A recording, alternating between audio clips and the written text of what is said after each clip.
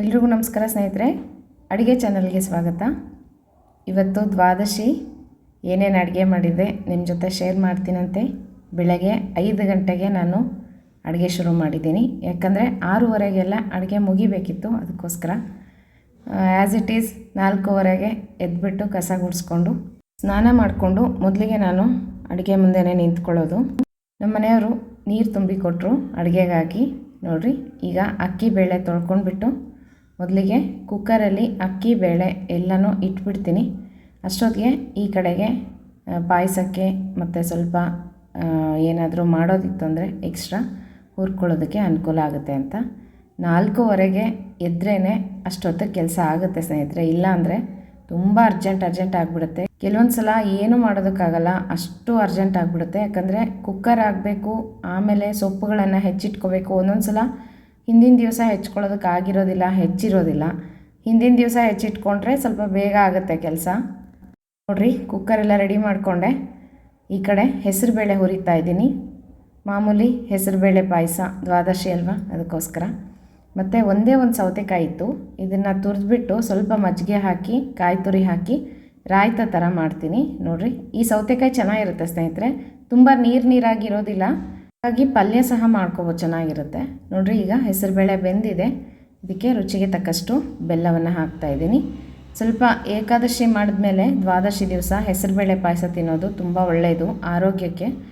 ಯಾಕಂದರೆ ಉಪವಾಸ ಇದ್ದಾಗ ಸ್ವಲ್ಪ ದೇಹದಲ್ಲಿ ಪಿತ್ತ ಅಂದರೆ ಪೈತ್ಯದ ಅಂಶ ಜಾಸ್ತಿ ಆಗುತ್ತೆ ಅಂತ ಹೇಳ್ತಾರೆ. ಹಾಗಾಗಿ ಸ್ವಲ್ಪ ಸಿಹಿಯಾದ ಹೆಸರುಬೇಳೆ ಪಾಯಸ ತಿನ್ನೋದು ಒಳ್ಳೆಯದು. ಈಗ ಬೆಲ್ಲ ಕರಗಿದೆ, ಸ್ವಲ್ಪ ಒಣಕೊಬ್ಬರಿ ತುರಿಯನ್ನು ಹಾಕ್ತಾಯಿದ್ದೀನಿ. ಕೆಲವೊಬ್ಬರು ಕಾಯಿ ತುರಿನೂ ರುಬ್ಬಿಬಿಟ್ಟು ಹಾಕ್ತಾರೆ, ಹಾಗೂ ಮಾಡ್ಬೋದು, ಇದೂ ಚೆನ್ನಾಗಿರುತ್ತೆ.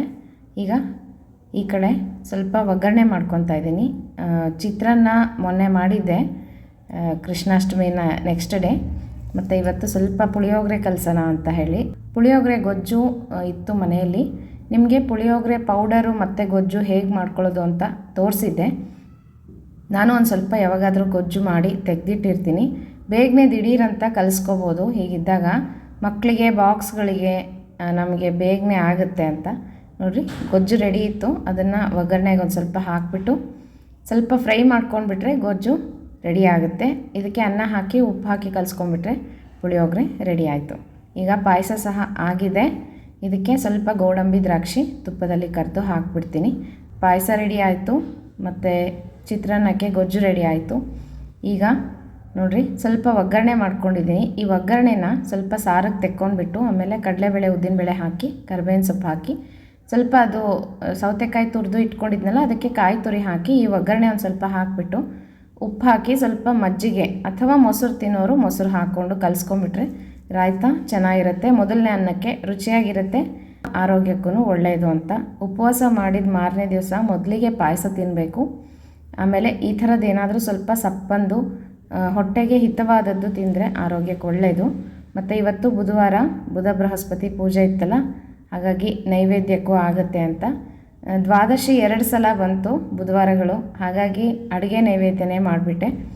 ಮಧ್ಯ ದಿನಗಳಲ್ಲಿ ಬಂದಾಗ ಭಕ್ರಿ ಈ ಥರ ಏನಾದರೂ ಮಾಡಿ ನೈವೇದ್ಯ ಮಾಡೋದು. ಇವತ್ತು ಲಾಸ್ಟ್ ಡೇ ಪೂಜೆ ಮುಗಿಸ್ಕೊಂಡ್ಬಿಟ್ಟು ಮತ್ತು ಯಾವತ್ತಾದರೂ ವಿಸರ್ಜನೆಯನ್ನು ಮಾಡ್ಕೊಳ್ಳೋದು. ವಿಸರ್ಜನೆ ಅಂದರೆ ಏನಿಲ್ಲ, ಗೆಜ್ಜೆ ವಸ್ತ್ರ ತೆಗೆದು ಅದೇನು ನಾವು ಗೊಂಬೆ ಇದೆಲ್ಲ ಬರೆದಿರ್ತೀವಲ್ವ ಬುಧ ಬೃಹಸ್ಪತಿಗಳನ್ನು, ಅದನ್ನು ಸ್ವಲ್ಪ ಅಲ್ಗಾಡಿಸ್ಬಿಟ್ಟು ತೆಗೆದುಬಿಡೋದು. ಗಂಧ ಎಲ್ಲ ತೆಗೆದು ನೀಟಾಗಿ ಒರೆಸ್ಕೊಂಡ್ರೆ. ಇನ್ನು ಶ್ರಾವಣ ಮಾಸನೂ ಮುಗಿತಾ ಬಂತು. ಇದೇ ಲಾಸ್ಟ್ ಬುಧವಾರ, ಈ ವಾರಕ್ಕೆ ಶನಿವಾರಕ್ಕೆ ಕೊನೆ ಆಗುತ್ತೆ. ಈಗ ನೋಡಿರಿ, ನೈವೇದ್ಯ ಆಯಿತು, ಮಂಗಳಾರತಿ ಆಯಿತು, ತವ್ವೆ ಸಹ ರೆಡಿ ಆಗ್ತಾಯಿದೆ. ಈ ಕಡೆ ಸಾರಿಗೂ ಇಟ್ಟಿದ್ದೀನಿ. ಸಾರಿನ ಪುಡಿ, ಸ್ವಲ್ಪ ಬೆಲ್ಲ, ಉಪ್ಪು, ಹುಣಸೆ ಹಣ್ಣು ಹಿಂಡ್ಕೊಂಡ್ಬಿಟ್ರೆ ಸಾರು ರೆಡಿ ಆಗುತ್ತೆ. ತವ್ವೆಗೆ ಮೊನ್ನೆನೇ ತೋರಿಸಿದ್ನಲ್ವ ಸ್ನೇಹಿತರೆ, ತವ್ವೆಗೆ ಖಾರ ಎಲ್ಲ ಕುಟ್ಟಿ ಹಾಕ್ಕೊಳ್ಳೋದು, ಅದನ್ನು ಸಹ ಮಾಡಿಕೊಂಡಿದ್ದೆ. ಹಾಕಿ ಚೆನ್ನಾಗಿ ಕಡಿದ್ಬಿಟ್ಟೆ, ತವ್ವೆ ರೆಡಿ ಆಯಿತು.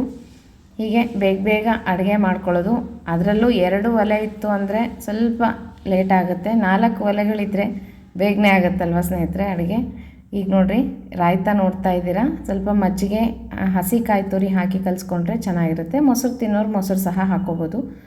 ಮತ್ತು ಇದು ಹೆಸರುಬೇಳೆ ಪಾಯಸ, ಪುಳಿಯೋಗರೆ, ರಾಯ್ತ ಮತ್ತು ಅನ್ನ, ಸಾರು, ತವ್ವೆ, ಇದಿಷ್ಟು ಇವತ್ತಿನ ಅಡುಗೆ. ಮತ್ತು ಕೊನೆಯದಾಗಿ ಸ್ವಲ್ಪ ಗಂಜಿ ಮಾಡೋಣ ಅಂತ ಅನ್ನಿಸ್ತು ಇವತ್ತು. ಹಾಗಾಗಿ ಒಂದು ಸ್ವಲ್ಪ ಅನ್ನ ಅದನ್ನೇ ತೆಕ್ಕೊಂಡು ಸ್ವಲ್ಪ ಮೆತ್ತಗೆ ಮಾಡಿಕೊಂಡೆ, ಸ್ಮ್ಯಾಶ್ ಮಾಡಿಕೊಂಡು ಇದಕ್ಕೆ ಕಾಯಿ ತುರಿ ರುಬ್ಬಿ ಹಾಕ್ತಾಯಿದ್ದೀನಿ. ಉಪ್ಪು ಹಾಕಿ ಚೆನ್ನಾಗಿ ಕುದಿಸ್ಕೊಂಡ್ರೆ ಸ್ವಲ್ಪ ಅಗಳಾಗಿತ್ತು ಇವತ್ತು, ಯಾಕಂದರೆ ಅನ್ನ ಸ್ವಲ್ಪ ಉದುರಾಗಿತ್ತು. ಇದಕ್ಕೆ ಸ್ವಲ್ಪ ತುಪ್ಪದಲ್ಲಿ ಜೀರಿಗೆ ಕರಿಬೇವಿನ ಸೊಪ್ಪು ಹಾಕಿ ಒಗ್ಗರಣೆ ಕೊಟ್ಟರೆ ತುಂಬ ರುಚಿಯಾಗಿರುತ್ತೆ. ಇವತ್ತಿನ ದ್ವಾದಶಿ ಅಡುಗೆ ಹೆಸರುಬೇಳೆ ಪಾಯಸ, ಪುಳಿಯೋಗರೆ ಮತ್ತು ರಾಯ್ತ ಸೌತೆಕಾಯ್ದು ಮತ್ತು ತವ್ವೆ ಸಾರು, ಸ್ವಲ್ಪ ಗಂಜಿ.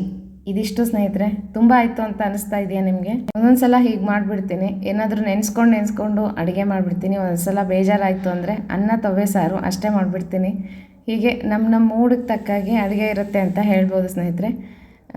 ಸ್ವಲ್ಪ ಸುಸ್ತಾಗಿದ್ದರೆ ಮಾತ್ರ ನಾನು ಜಾಸ್ತಿ ಅಡುಗೆ ಇಟ್ಕೊಳ್ಳೋದಿಲ್ಲ. ಇಲ್ಲಾಂದರೆ ಅರ್ಜೆಂಟಾಗಿ ಎಲ್ಲರೂ ಹೋಗಬೇಕು ಅಂತಂದರೂ ಕೂಡ ಜಾಸ್ತಿ ಅಡುಗೆ ಮಾಡಲ್ಲ. ಸಿಂಪಲ್ಲಾಗಿ ಬೇಗ ಮುಗಿಸ್ಬೇಕಲ್ವ, ಅದಕ್ಕೋಸ್ಕರ. ಸಮಯ ಇತ್ತು ಅಂದರೆ ಮಾತ್ರ ಒಂದು ಸ್ವಲ್ಪ ಎಕ್ಸ್ಟ್ರಾ ಏನಾದರೂ ಅಡುಗೆಗಳನ್ನು ಮಾಡ್ತೀನಿ.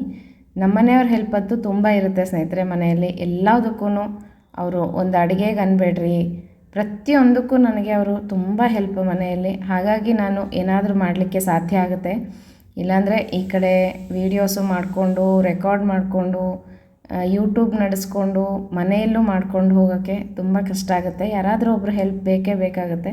ನಮ್ಮ ಮನೆಯವರು ನನಗೆ ತುಂಬ ಸಪೋರ್ಟ್ ಅಂತ ಹೇಳ್ತೀನಿ. ನೀನು ಮಾಡ್ಕೋ, ನಾನು ನಿನಗೆ ಹೆಲ್ಪ್ ಮಾಡ್ತೀನಿ ಅಂತ ಹೇಳ್ತಾರೆ. ಬಿಡುವಿದ್ದಾಗ ಅವರು ಖಂಡಿತ ನನಗೆ ಹೆಲ್ಪ್ ಮಾಡಿಕೊಡ್ತಾರೆ. ಮನೆಯಲ್ಲಿ ತರಕಾರಿಗಳನ್ನು ಹೆಚ್ಚಿಕೊಡೋದು, ಕಾಯಿ ತುರ್ಕೊಡೋದು, ಪ್ರತಿಯೊಂದು ಮಾಡ್ತಾರೆ. ಹಾಗಾಗಿ ನಾನು ಒಂದು ಹೇಳೋದಕ್ಕೆ ಇಷ್ಟಪಡ್ತೀನಿ, ಅಂಥ ಗಂಡನ ನಾನು ಪಡೆದಿದ್ದಕ್ಕೆ ತುಂಬ ಪುಣ್ಯ ಮಾಡಿದ್ದೀನಿ ಅಂತ. ಯಾಕಂದರೆ ಹಿಂದಿನ ವಿಡಿಯೋದಲ್ಲಿ ಒಬ್ಬರು ನನಗೆ ಕಮೆಂಟ್ ಹಾಕಿದರು, ನಿಮ್ಮ ಯಜಮಾನರು ತುಂಬ ಪುಣ್ಯ ಮಾಡಿದ್ದಾರೆ ನಿಮ್ಮನ್ನು ಪಡೆದಿರೋದಕ್ಕೆ ಅಂತ. ಇಷ್ಟೆಲ್ಲ ಮಾಡ್ತೀರಾ ನೀವು, ಅಡುಗೆದು ವೀಡಿಯೋಸ್ ಹಾಕ್ತೀರಾ ಮತ್ತು ಅಧ್ಯಾತ್ಮವಾಣಿಯಲ್ಲೂ ಹಾಕ್ತೀರಾ, ನೀವು ತುಂಬ ಗ್ರೇಟ್ ಮೇಡಮ್ ಅಂತ ಹಾಕಿದ್ರಿ. ಹಾಗೇನೂ ಇಲ್ಲ. ಒಬ್ಬ ಗಂಡಸಿನ ಯಶಸ್ಸಿನ ಹಿಂದೆ ಒಂದು ಹೆಣ್ಣು ಇರ್ತಾಳೆ ಅನ್ನೋದು ಎಷ್ಟು ಸತ್ಯನೋ ಅಷ್ಟೇ ಸತ್ಯ ಒಂದು ಹೆಣ್ಣಿನ ಯಶಸ್ಸಿನ ಹಿಂದೆ ಒಬ್ಬ ಗಂಡಸು ಇರ್ತಾನೆ ಅನ್ನೋದು ಇದು ನನ್ನ ಅನುಭವದ ಮಾತು. ನಾನು ಸಹ ತುಂಬ ಪುಣ್ಯವಂತಳು ಅಂತಲೇ ಹೇಳ್ತೀನಿ. ನನ್ನ ಅರ್ಥ ಮಾಡಿಕೊಂಡು ನನ್ನ ಜೊತೆ ಜೀವನ ನಡೆಸ್ತಕ್ಕಂಥ ನಮ್ಮ ಯಜಮಾನರು ಸಿಕ್ಕಿರೋದು ನನ್ನ ತುಂಬ ಎಷ್ಟೋ ಜನ್ಮದ ಪುಣ್ಯದ ಫಲ ಅಂತಲೇ ಹೇಳ್ತೀನಿ. ಅದೇನು ಪೂಜೆ ಮಾಡಿದ್ನೋ ಗೊತ್ತಿಲ್ಲ. ಪೂಜೆ ಮಾಡಿದಂತಹ ಪುರುಷ ದಾನ ಮಾಡಿದಂತಹ ಮಕ್ಕಳು ಅಂತ ಹೇಳ್ತಾರೆ. ನಾವು ಎಂಥ ಹೂವನ್ನು ಏರಿಸಿ ಪೂಜೆ ಮಾಡ್ತೀವೋ ದೇವರಿಗೆ ಅಂಥ ಗಂಡ ಸಿಗ್ತಾರೆ. ಹಾಗೆಯೇ ಎಂಥ ದಾನಗಳನ್ನು ಮಾಡ್ತೀವೋ ಅಂಥ ಮಕ್ಕಳು ಹುಟ್ಟುತ್ತಾರೆ. ನಂಗೆ ಎರಡೂ ಸಿಕ್ಕಿದೆ, ಒಳ್ಳೆ ಗಂಡ ಮತ್ತು ಒಳ್ಳೆ ಮಗ ಇದ್ದಾನೆ. ಅವನು ಅಷ್ಟೇ ಮನೆಯಲ್ಲಿ ತುಂಬ ಹೆಲ್ಪ್ ಮಾಡೋದು, ನನ್ನನ್ನು ಅರ್ಥ ಮಾಡ್ಕೊಳ್ಳೋದು, ತುಂಬ ಒಳ್ಳೆಯವನು. ಹಾಗಾಗಿ ನಾನು ಎರಡೂ ರೀತಿಯಿಂದನೂ ಪುಣ್ಯವಂತಲು ಅಂತಲೇ ಹೇಳ್ತೀನಿ ಸ್ನೇಹಿತರೆ. ಇಷ್ಟು ಸಾಕಲ್ವ ಈ ಜನ್ಮಕ್ಕೆ ಅಂತ ಅನಿಸುತ್ತೆ. ಎಲ್ರಿಗೂ ಸಾರಿ, ಯಾಕಂದರೆ ನನ್ನ ಪರ್ಸ್ನಲ್ ವಿಷಯಗಳನ್ನು ಹೇಳ್ಕೊತಾ ಇದ್ದೀನಿ. ತುಂಬ ಜನ ಕೇಳ್ತಾ ಇರ್ತೀರ, ನಿಮ್ಮ ಬಗ್ಗೆ ಏನಾದರೂ ಹೇಳ್ಕೊಳ್ರಿ, ನೀವು ಎಷ್ಟು ಜನ ಇದ್ದೀರಾ, ಯಾರ್ಯಾರು ಇದ್ದೀರಾ ಅಂತ. ಅದಕ್ಕಿನ್ನೂ ಸಮಯ ಬಂದಿಲ್ಲ ಅನಿಸುತ್ತೆ. ಒಂದು ಸಲ ಖಂಡಿತವಾಗಿ ನನ್ನ ಬಗ್ಗೆ ನಾನು ವಿವರಣೆಯನ್ನು ಕೊಡ್ತೀನಿ ಸ್ನೇಹಿತರೆ. ಇದಿಷ್ಟು ದ್ವಾದಶಿ ಅಡುಗೆ. ಹೇಗೆ ಅನ್ನಿಸ್ತು ನಿಮಗೆ ತಿಳಿಸೋದು ಮರಿಬೇಡ್ರಿ. ನೀವೇನೇನೆಲ್ಲ ಮಾಡಿದ್ರಿ ಕಮೆಂಟ್ ಮಾಡಿ ತಿಳಿಸೋದು ಮರಿಬೇಡ್ರಿ ಸ್ನೇಹಿತರೆ. ಯಾಕಂದರೆ ಬರೀ ನಾನು ಮಾಡಿದ್ದಷ್ಟೇ ಹೇಳ್ಕೊಂಡ್ರೆ ಸಾಲದು, ನೀವು ಏನು ಮಾಡಿದ್ರಿ ಅಂತ ನಾನು ತಿಳ್ಕೊಬೇಕು. ಮೊನ್ನೆ ಗೋಕುಲಾಷ್ಟಮಿ ಆದ ಮಾರನೇ ದಿವಸ ತುಂಬ ಜನ ಕಮೆಂಟ್ ಹಾಕಿದ್ರಿ, ನಾವು ಈ ಥರ ಅಡುಗೆ ಮಾಡಿದ್ವಿ, ಇದೆಲ್ಲ ಮಾಡಿದ್ವಿ ಅಂತ. ನಂಗೆ ಅನ್ನಿಸ್ತು ಹಬ್ಬ ಎಷ್ಟೆಲ್ಲ ಅಡುಗೆ ಮಾಡಿದ್ದಾರೆ ಅಂತ. ನಾನೇ ಏನೂ ಮಾಡಿರಲಿಲ್ಲ ಅವತ್ತು. ಹಂಗೆ ನೋಡಿಕೊಂಡ್ರೆ ತುಂಬ ಖುಷಿಯಾಗುತ್ತೆ ನಿಮ್ಮ ಅಡುಗೆಗಳನ್ನು ಕೇಳಿ. ತುಂಬ ಥ್ಯಾಂಕ್ಸ್ ಅಂತ ಹೇಳ್ತೀನಿ. ನನಗೆ ಇಷ್ಟೆಲ್ಲ ಸಪೋರ್ಟ್ ಮಾಡ್ತಾಯಿದ್ದೀರಾ, ನೀವೆಲ್ಲ ನನ್ನ ಫ್ಯಾಮಿಲಿಯರ್ಸ್ ಅಂತ ಹೇಳ್ತಾ ಮತ್ತೆ ಮುಂದಿನ ವಿಡಿಯೋ ಒಟ್ಟಿಗೆ ಸಿಗ್ತೀನಿ ಸ್ನೇಹಿತರೆ. ನಮಸ್ಕಾರ.